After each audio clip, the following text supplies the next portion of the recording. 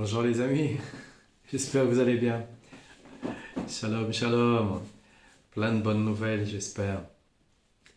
J'espère que la journée, elle a bien commencé et qu'elle va bien se terminer aussi. Parce que Hachem, de toutes les façons, il nous envoie des, des expériences. Pour certains, ça peut être des épreuves parce que c'est éprouvant. Et c'est toujours éprouvant lorsque on doit faire grandir la Emouna. C'est toujours très éprouvant quand on doit faire grandir la Emouna. Mais lorsque la Emouna, elle est vraiment bien remplie, lorsque la banque, elle est pleine, alors non, c'est une expérience, c'est la vie, c'est comme ça, il y a des hauts, il y a des bas, on va à gauche, on va à droite, mais en vérité, on croit qu'on avance, on croit qu'on recule, mais en vérité, non, pas du tout. C'est Hachem, c'est le patron, il est aux commandes. Il est aux commandes, nous on est quoi? Non, non, non, non, non, non, non, non, non. Donc, hier, on a parlé de la Emouna qui nous encercle. La Emouna qui nous encercle, la Emouna qui est toujours là, qui est toujours, euh, qui est toujours présente. Maintenant, bah, faut se brancher avec, quoi. Faut se brancher avec. C'est un petit peu comme si on a, euh, on a une lampe et puis on se dit bah, pourquoi elle fonctionne pas la lampe? Bah oui, oui, elle éclaire pas parce que bah, tu l'as pas branchée sur la prise électrique. La prise électrique, elle est, euh, comment dire, un relais avec la centrale en elle-même. Et la centrale, elle est, euh, elle est, euh, elle est comment fabriquée, construite, euh, elle est protégée, elle est dirigée ben, par Hachem. Voilà.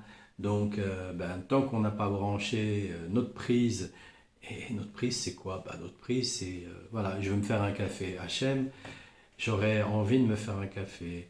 Est-ce que tu penses que c'est bien que je boive un café là maintenant? Voilà. Hachem, là, il va falloir que je prenne ma voiture. S'il te plaît, Hachem, tu peux me dire si c'est le moment pour moi. Tu peux aussi me protéger là sur ma route parce que j'ai besoin. Et puis tu me protèges dans l'aller et le retour aussi, hein, que je rentre vraiment tranquillement. Voilà.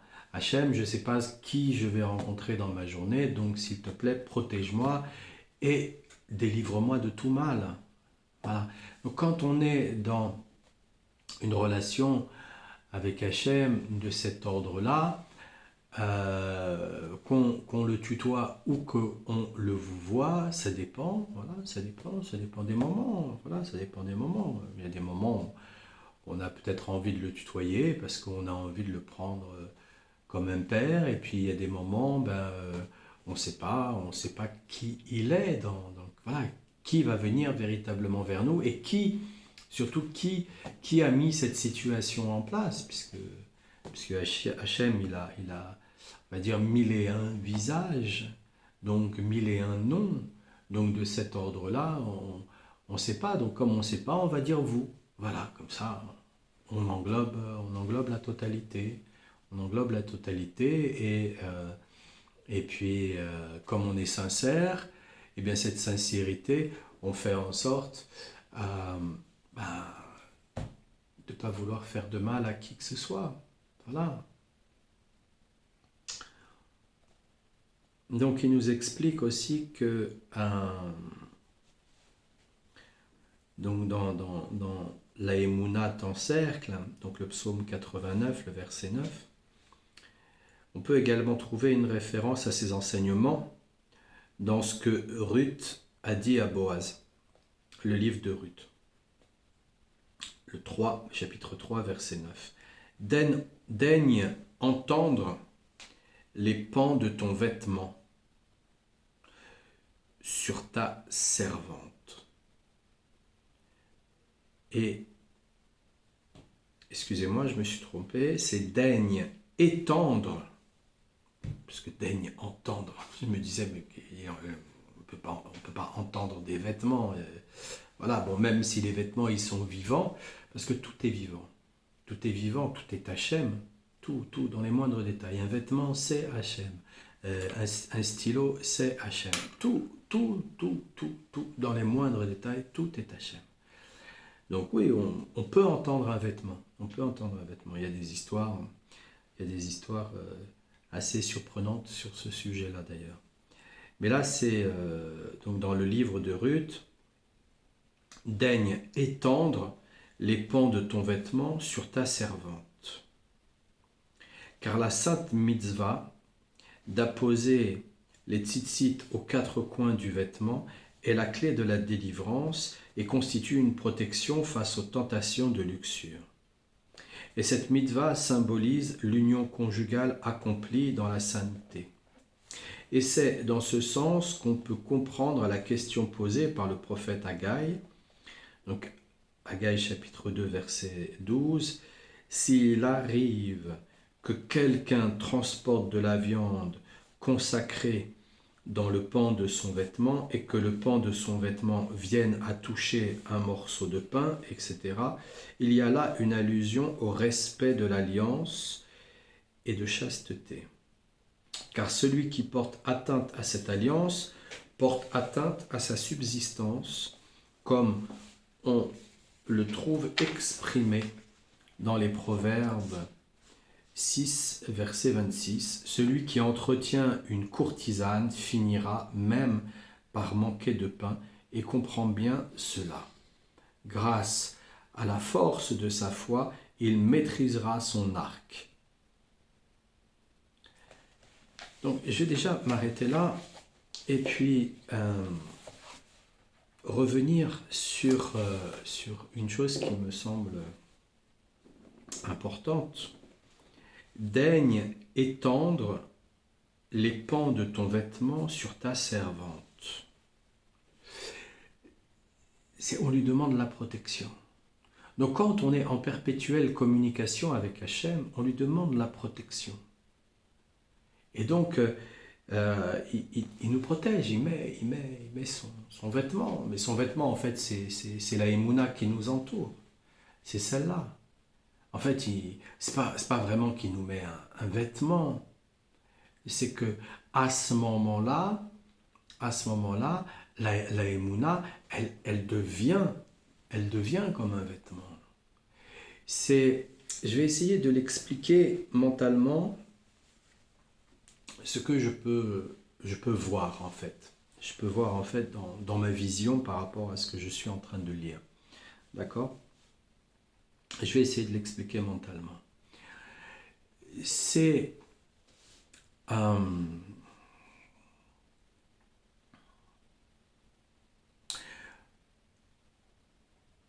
On est en train de chercher son chemin. On est en train de chercher son chemin. Alors on n'a pas de GPS, on n'a pas de smartphone, on est en train de chercher son chemin, on n'a pas de carte non plus, mais on est en train de chercher son chemin.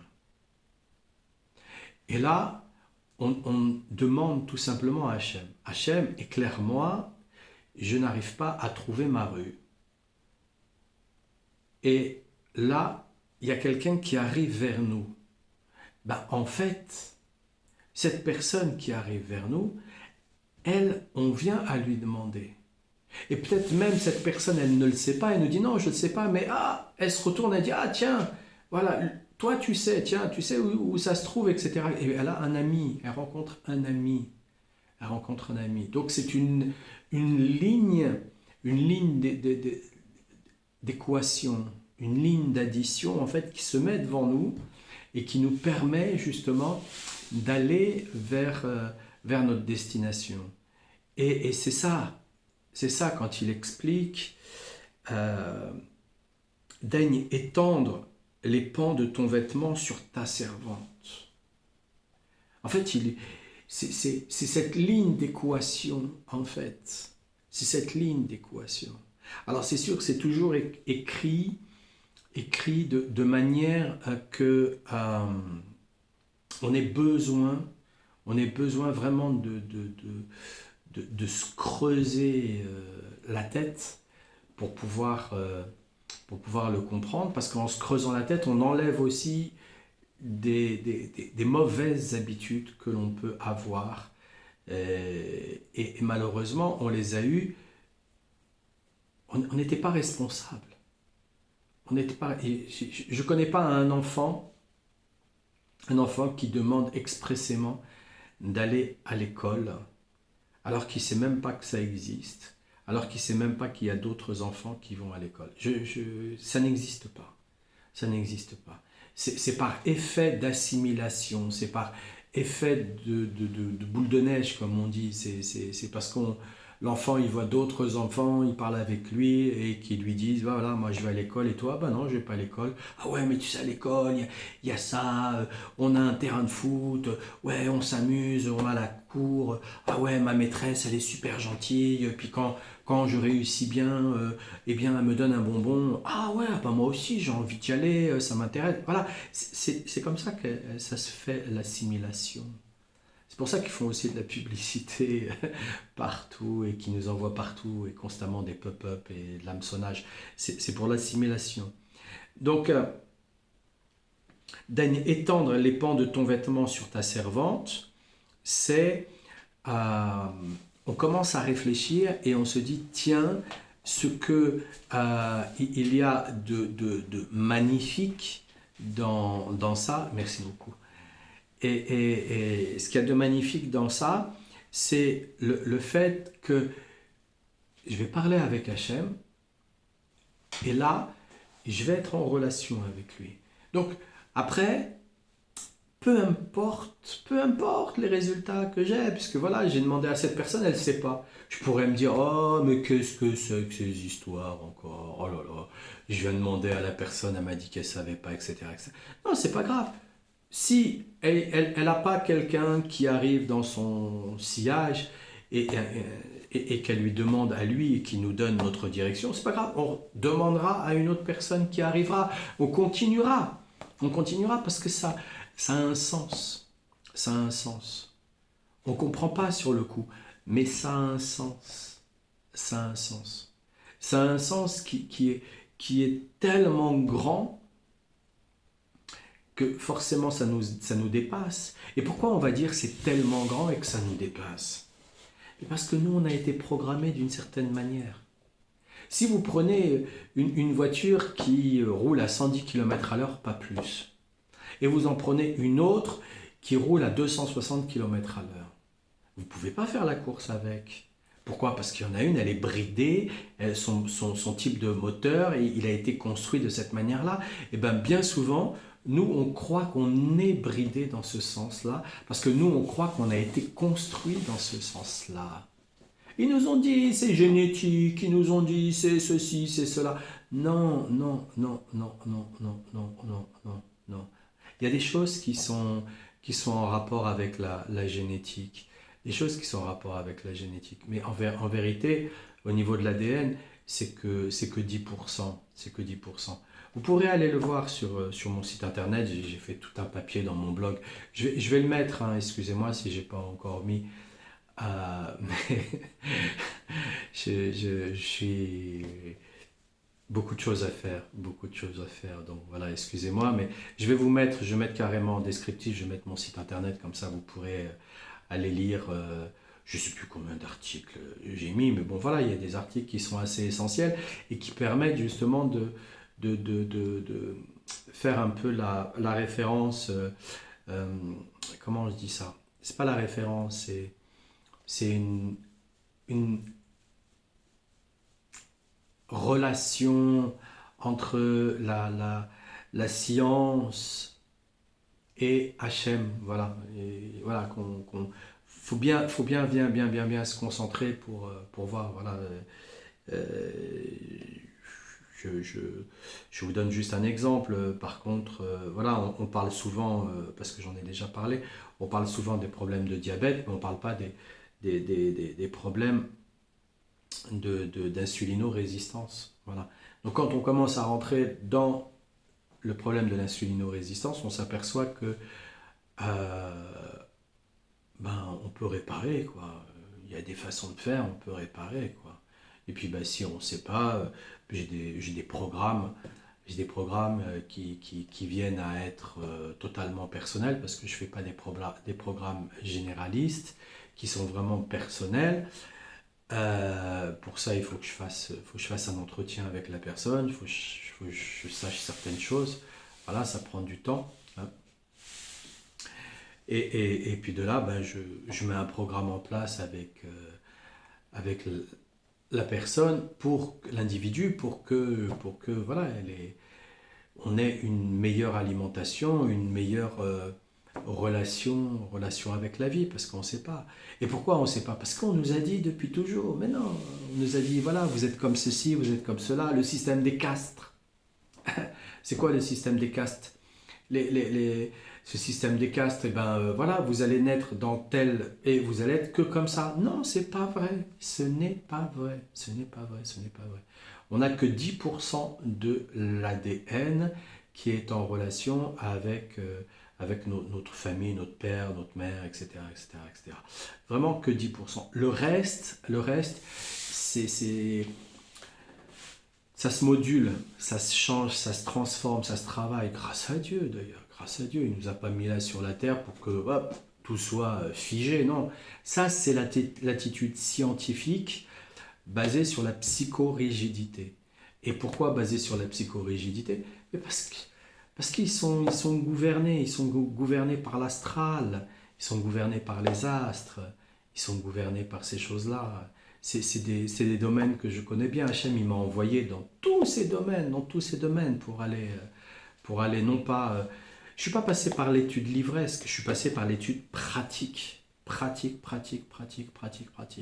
Il n'y a que maintenant où je passe par l'étude livresque et je m'aperçois que nos sages, Rabbeinu, voilà, il y a des choses que j'aurais même pas pu expliquer d'ailleurs, et que voilà, eux, ils expliquent. Et d'ailleurs, ça m'arrange parce que Rabbeinu, il explique vraiment tout, dans tout. Voilà, quand on commence à plonger, vous voyez, daigne étendre les pans de ton vêtement sur ta servante, regardez où ça nous mène, dans quelle étude ça nous mène, juste avec ce peu de phrases. Parce que la chose qui s'est passée, et c'est ce qui se passe encore malheureusement, hein, c'est qu'on les a surestimés. Ils ont un diplôme, ils ont une blouse, ils ont un vêtement, ils ont une apparence extérieure. On les a surestimés. Donc en les surestimant, voilà, on s'est sous-estimé soi-même. Mais Hachem il nous dit, même le tzaddik, on ne doit pas le vénérer. Non, c'est lui qu'on doit vénérer. On doit vénérer Hachem, pas le tzaddik. Donc il nous le dit bien. Et puis ça nous arrange aussi. Vous vous rendez compte, tous ces gens-là qui veulent être vénérés, vous vous rendez compte le poids qu'ils portent à vouloir être number one, toujours au top, etc., etc. L'autre, là, Michael Jackson, il dormait dans un caisson à oxygène pour toujours être... C'est des malades. On devient malade. On ne peut pas remplacer et on peut pas, se retrouver à la même place que le roi des rois. C'est pas possible. Puis c'est tant mieux d'ailleurs. Le corps n'est pas équipé pour. Le corps, il peut aller beaucoup. Il y a beaucoup de choses qu'il peut faire, mais par étapes.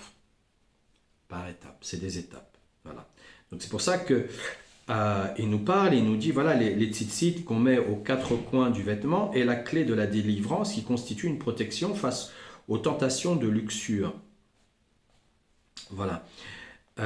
Il nous dit aussi dans le prophète Haggai, donc chapitre 2, verset 12, il arrive que quelqu'un transporte de la viande, voilà, consacrée, donc il transporte de la viande consacrée, donc de la viande cachère, dans le pan de son vêtement, et que le pan de son vêtement vienne à toucher à un morceau de pain, etc., etc. Il y a là une allusion au respect de l'alliance et de la chasteté. Voilà. Pourquoi on va parler de l'alimentation et en même temps de la chasteté? Parce que soit on a un problème hormonal, ce qui se peut, hein, donc ça se mesure, il y a, il y a des laboratoires spécialisés, il y a un laboratoire à Nice qui est spécialisé là-dedans, qui fait vraiment un bilan. Je ne sais plus le nom là maintenant. Faut m'écrire, faut m'envoyer un email si vous voulez des informations. Il n'y a pas de souci, je vous donnerai quelques informations en fonction des possibilités, bien sûr, hein, puisque parfois il y a des informations. Il faut, dans ces moments-là, c'est pas généraliste, c'est très très très personnel. Donc là, comme je vous ai dit, il faut prendre un rendez-vous. Voilà, c'est pas comme ça que ça se fait. Mais il y a ça, il y a aussi le laboratoire, celui-là, mais même. Il n'y en a pas qu'un laboratoire comme ça à Paris qui s'appelle Laboratoire Cohen. Il faudrait aussi que je retrouve le nom. Je dois avoir le nom quelque part. Il fait un bilan sanguin qui dépasse, il dépasse tous ces deux-là laboratoires. Je les connais parce que au début de ce siècle, j'ai travaillé avec un très grand médecin et le docteur Jean-Gabriel Thomas. Très très grand médecin, acupuncteur, très très grand acupuncteur. Il était, comment dire, comment on appelle ça, pour les problèmes, comment on appelle ça, les problèmes articulaires. Le nom me vient pas là maintenant, mais voilà, il travaillait pour tout ce qui était problème articulation, tout ce qui était problème de... Ah, comment on appelle ça? Bref... Salut Thierry. Je suis en vidéo, merci. À plus tard. À plus tard. Comment on appelle ça? Ah, bah mince alors. Et donc c'était un très très grand... c'était un médecin, il avait son diplôme de médecin, tout, hein, il travaillait avec la sécurité sociale, tout. Mais il faisait en sorte de faire de l'acupuncture. Et d'ailleurs, quand les gens venaient, vous arriviez à 3h, à 15h de l'après-midi, et vous repartiez le lendemain matin. Ils vous gardaient, mais vraiment, il y avait des salles, ils mettaient les aiguilles, voilà. Tant que l'aiguille ne partait pas, ils n'enlevaient pas l'aiguille. Un vrai acupuncteur. À un tel point que les Chinois venaient du monde entier, enfin venaient de Chine surtout, pour prendre des cours avec lui. Parce qu'il était une pointure phénoménale. Il a guéri des quantités de personnes. Il était à Grasse. Aujourd'hui, c'est son fils qui a pris la relève. Mais son fils, je crois pas. Je sais pas s'il a autant de qualité que ce monsieur-là. C'est un monsieur qui dormait à peine 3 heures. Il se mettait les aiguilles pour ne pas dormir. Et donc, j'ai travaillé avec ce monsieur. Et ils avaient ouvert, et donc il y a un laboratoire à Nice qui fait des analyses en prévision de. Donc on sait déjà par rapport aux analyses ce que la personne peut avoir. Donc on va avoir une prévision, et donc de cette manière-là, on va pouvoir travailler en amont. C'est comme ça qu'on travaille des maladies. Quand les gens ils viennent pour un problème, oui, bah, ils ont déjà le problème, mais il y a d'autres problèmes qui peuvent être là et qui peuvent survenir. Donc, on a la possibilité aussi de les régler avant. Donc, il faut bien comprendre une chose, c'est que pourquoi il nous parle de l'alimentation et en même temps de l'alliance. Pourquoi il nous parle de ça?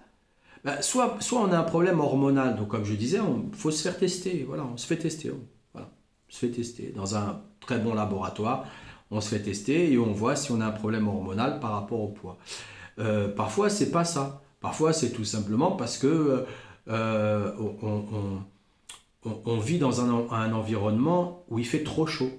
Voilà, la chambre, il fait trop chaud, la maison, elle est trop chauffée, on est aussi trop habillé. Voilà, on est dans un environnement où il fait trop chaud. Donc, on ne peut pas brûler nos graisses. On ne peut pas brûler nos graisses, donc on ne peut pas non plus perdre de poids.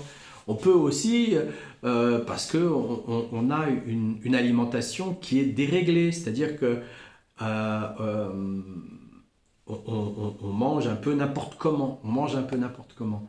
Mais dès qu'on commence à arriver dans une alimentation déréglée, où on vient manger un peu n'importe comment, où on n'est pas rassasié, alors bon, on peut ne pas être rassasié parce qu'on va manger trop vite, on n'est pas assez dans la mastication. Mais en règle générale, c'est en rapport avec la sexualité. La nourriture, elle est en rapport avec la sexualité. Donc, on n'est peut-être pas assez contenté à ce niveau-là. Ou alors, on a tendance à aller regarder des choses et à faire des choses dans la solitude qu'on ne devrait pas faire. Et c'est là où il faut se reprendre dans ces moments-là. C'est là où il faut se reprendre. Donc, peu importe qu'on soit en surpoids ou que justement on soit en sous-poids. Parce qu'il y a des gens qui mangent beaucoup, beaucoup, beaucoup, beaucoup et qui sont très, très minces. Très, très minces. Mais il y a peut-être aussi un problème avec la sexualité. Et c'est pas parce que la personne, pareil, c'est pas parce que la personne, elle ne regarde pas des choses bizarres. Elle n'essaye pas de développer son anatomie en cours supplémentaire, ou je ne sais pas, qu'elle n'ait pas les yeux qui se tournent à droite à gauche pour regarder je ne sais quel corps qui se balade. Euh, mais peut-être parce qu'elle est en couple, et dans son couple, il y a peut-être un équilibre aussi à avoir de ce côté-là. Faut réfléchir. Faut réfléchir à tout ça. Ça se fait pas comme ça se réfléchit, ça se pose. C'est personnel. Et tout ça, on peut apporter de l'aide là-dedans. On peut apporter de l'aide là-dedans. Donc déjà, il nous dit que en portant les tzitzit, voilà, on se protège. On se protège de ce côté-là. On se protège de ce côté-là. Exactement, celui qui entretient, voilà, c'est dans les Proverbes 6, chapitre 6, verset 27, celui qui entretient une courtisane finira même par manquer de pain. Pourquoi à chaque fois la relation sexuelle elle est en rapport avec la nourriture? Parce que c'est la même chose. Exactement la même chose. Exactement la même chose. Pourquoi on est dans une société fast food? Pourquoi depuis qu'on est dans cette société fast food, eh bien, il n'y a jamais eu autant de divorces et de problèmes? Pourquoi la France, elle est le pays numéro un dans... J'ai honte de dire des choses pareilles, mais voilà, parce que c'est fou, c'est totalement fou, totalement fou. Pourquoi la France, elle est le numéro un dans comment on appelle ça, l'adultère? Pourquoi ça marche du tonnerre là, tous ces sites de rencontres cachées, etc., etc., etc., etc. Pourquoi? Pourquoi derrière il y a les États-Unis aussi, pays soi-disant puritain et pudibond, alors que c'est même pas la peine. J'ai vécu aux États-Unis, je vous assure, c'est même pas la peine. Même pas la peine, à quel point c'est du n'importe quoi aussi. Du n'importe quoi aussi. On trouve vraiment n'importe quoi. Alors j'en fais pas des généralités, mais pour quelle raison? Pour quelle raison? Il y a un problème là-dedans. Et le problème là-dedans, c'est parce que tous ces gens qui sont là derrière et qui veulent absolument qu'on soit dans l'assimilation et qu'ils veulent absolument qu'on vienne dans le fait de mettre Hachem de côté et de suivre leur chemin du serpent là. Voilà, tout simplement. Donc après, quand on se maintient et que on commence à affirmer des choses avec soi-même et on se met dans un programme. Mais en vérité, revenir à une alimentation, même si on a un problème hormonal, il y a des plantes. On prend des plantes, ça régule, ça prend, allez, la première cure, elle prend 17 jours. Donc en 17 jours, vous imaginez? 17 jours. Et on régule, on rééquilibre, on rééquilibre, on rééquilibre petit à petit. Donc on a 17 jours d'efforts à faire. Alors que habituellement c'était épouvantable, épouvantable, épouvantable, épouvantable. Ben, exactement pareil, au niveau, au niveau de la pudeur, ben, tout simplement, on se met des filtres qui fait que, ou je sais pas, peut-être qu'on n'appelle pas ça comme ça sur Internet, mais qui fait que on n'est plus embêté parce qu'il va y avoir sur les réseaux sociaux de choses et de machins. Et avec soi-même déjà, avec soi-même, on va avoir une espèce de rapidité où on va euh, écraser la curiosité. C'est la curiosité. La curiosité. Et donc, grâce à la force de sa émouna, il maîtrisera son arc. Ce qui a valu à Joseph de devenir, donc à Yosef, de devenir la pierre d'angle d'Israël. Genèse 49, verset 24. Le Targum a interprété le mot pierre comme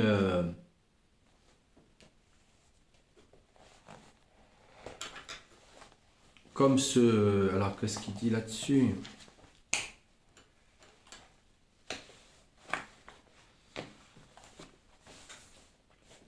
Eh oui, le Targum il a interprété le mot pierre, donc le mot even, comme se décomposant en Av, donc le père, et en Ben, le fils. Ce qui est une allusion à la prière de Yaakov et ses 12 fils. Le fait de contempler les tzitzit constitue une vertu pour le malade. Et ce secret est contenu dans la Genèse 48, verset 2. Voici que ton fils, Yosef, vient te voir. Or, tous les mots de cette phrase font allusion au tzitzit, voir le nombre de fils, de jointures et de nœuds, comme cela est rapporté dans le livre de Etzraïm, le chapitre 4. Et c'est ainsi que l'on peut comprendre le verset « Voici ton fils, Yosef, vient te voir ». Autrement dit, comme si Yaakov allait pouvoir contempler les tzitzit. Aussi, la suite du verset devient claire. Israël se renforcera sur sa couche. Donc, tout ce qui nous arrive encore aujourd'hui, c'est en rapport avec la pudeur. C'est en rapport avec la pudeur. Tant que on est dans une attitude négligée et négligente, c'est pas possible. C'est pas possible. C'est pas possible.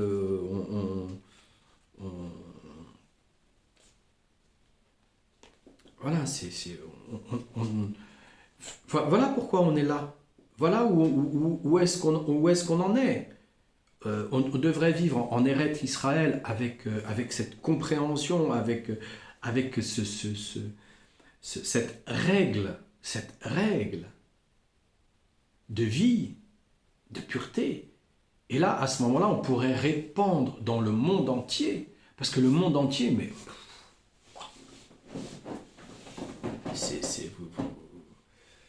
Vous voyez un petit peu comment ça se passe? Vous voyez un peu leurs histoires là? Même celui-là, là, Donald, là, qui est passé au gouvernement. Vous voyez un peu comment ça se passe dans sa vie. Il y a un minimum. Il y a un minimum. il y a un minimum quand même. Il y a un minimum. On va aller croire quelqu'un, donc par sa parole, on va aller croire quelqu'un qui a pas cette règle. On peut pas. On ne peut pas, ils nous le disent de toutes les façons. On va vers le tzaddik. Pourquoi? Parce que sa parole, elle est de vérité. Et pourquoi sa parole, elle est de vérité? Parce qu'il fait attention, il fait attention à sa pudeur. Il fait attention à son intimité. Et puis voilà, on a tous les jours, 2 fois par jour dans le schéma, on a la prière sur les tzitzit. On a la prière sur les tzitzit. L'Éternel dit à Moshe, parle aux enfants d'Israël et dis-leur qu'ils fassent, eux et leur génération, des franges aux angles de leurs vêtements et qu'ils attachent à ces franges un fil de laine bleue. Ce sera pour vous des franges, vous les regarderez et vous vous rappellerez tous les commandements de l'Éternel et vous les accomplirez et vous ne vous écarterez pas pour suivre les mauvais penchants de votre cœur ni les égarements de vos yeux. Ainsi de suite, ainsi de suite, ainsi de suite. Donc, on se fait assimiler. On se fait assimiler et ensuite on est prisonnier, dans l'Égypte parce qu'on se fait assimiler. Parce qu'on dit oh ouais mais bon ça va, oh, je ferai ça plus tard, ça sera. Non, il n'y a pas de plus tard. Il n'y a pas de plus tard. Il n'y a pas de plus tard. Et une fois que la Emouna, elle devient forte, alors on comprend à quel point tout ce qui nous arrive, ça vient d'Hachem. Tout, dans les moindres détails. Dans les moindres détails, tout nous vient d'Hachem. De cette manière-là, on porte un peu moins le poids de savoir, enfin de croire qu'on a fait une erreur. Voilà. On est moins dans cette croyance qu'on a fait une erreur. Et comme on est moins dans la croyance qu'on a fait une erreur, alors à ce moment-là, on ne va pas sombrer. Voilà, il n'y a pas de burn-out, il n'y a pas de dépression, il n'y a pas de colère. Voilà, on accepte. On est là pour comment dire, faire des nœuds tzitzit. Voilà, on fait des nœuds tzitzit, c'est-à-dire tous les jours, on fait des nœuds, c'est-à-dire on s'accroche fortement à nos règles, aux 613 mitzvot. On s'y accroche fortement. Et c'est comme ça qu'on traverse les étapes.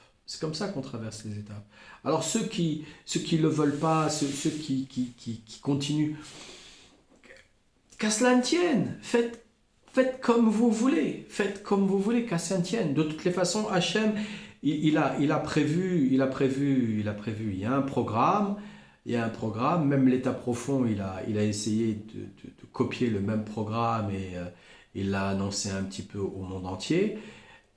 Il y a un programme, et dans ce programme-là, il y en a plein, et, voilà, ils iront là où ils devront aller, voilà, et voilà, c'est pas forcément ce que l'on croit avec l'enfer, le purgatoire et ce genre de choses. Non, ils iront là où ils devront aller, voilà, ils continueront leur expérience d'une autre manière, parce qu'avec Hachem, il n'y a rien qui se perd, il n'y a que du recyclage. Donc, on ne va pas se soucier de ça. On continue, on fait le truc. Voilà, toi tu veux pas, c'est ton problème. Moi, c'est comme ça que j'ai décidé que je fais. Et je m'en porte pas plus mal. Grâce à Dieu. Pas au Hachem, mais je m'en porte pas plus mal. C'est la vie, c'est tout. C'est la vie. Alors, je vous souhaite plein de bonnes choses, les amis.